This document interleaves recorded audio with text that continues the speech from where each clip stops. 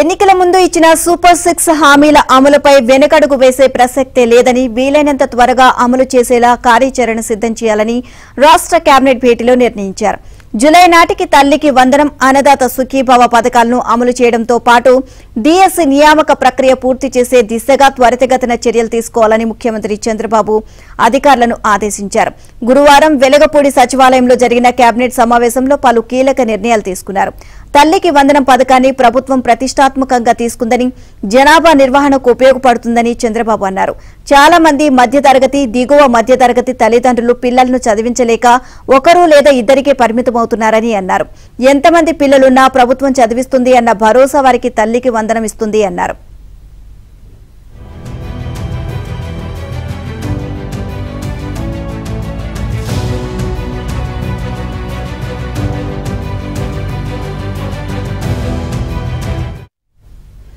సంక్షేమ వసతి గృహాలకు మధ్యాహ్న భోజన పథకానికి ఇస్తున్న బియ్యం నాసిరకంగా ఉందని మానవ వనరుల శాఖ మంత్రి లోకేష్ కేబినెట్ లో ప్రస్తావించారు.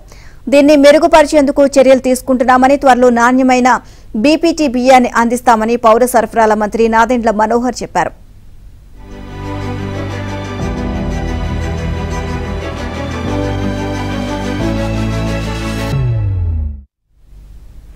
రెవెన్యూ సమస్యల పరిష్కారాన్ని వేగవంతం చేయడానికి ఏం చేయాలి అన్న దానిపై కేబినెట్ లో చర్చ జరిగింది. గతంలో ఆర్టీఓ స్థాయిలోనే అపీల్ చేసుకునే అధికారం ఉండేదని, వైసీపీ హయాంలో ఆర్టీఓను పక్కన పెట్టి డీఆర్ఓకు ఆ బాధ్యతలు అప్పగించారని, డీఆర్ఓలపై పని ఒత్తిడి కారణంగా రెవెన్యూ ఫైళ్లు భారీగా పేరుకుపోతున్నాయి అని అభిప్రాయపడ్డారు. గతంలో మాదిరి ఆర్టీఓకే అపీల్ చేసుకునే అధికారాన్ని కట్టబెట్టాలని నిర్ణయించారు.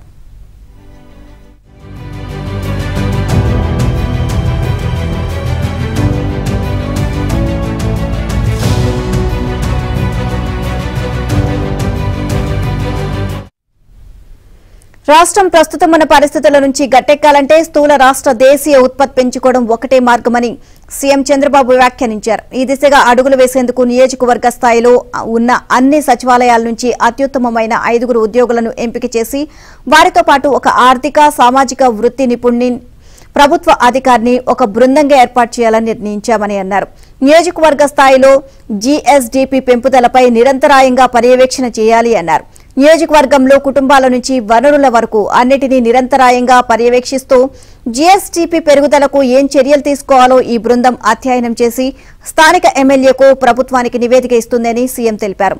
ద్రవ్యోల్బణాన్ని అదుపులో ఉంచేందుకు ప్రతి నెల సమావేశాలు పెట్టుకుని పర్యవేక్షించాలని ఆర్థిక మంత్రి కేశవ్కు సూచించారు.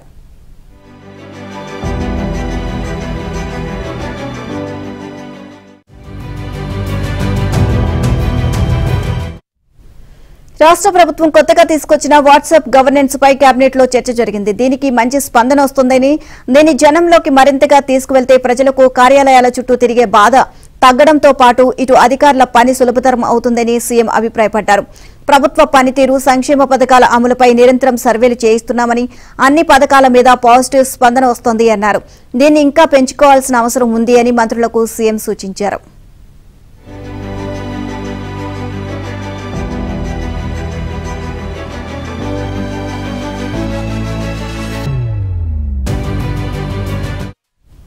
AP corporation for outsourced services ను రద్దు చేయాలి అన్న అంశంపై చర్చించారు.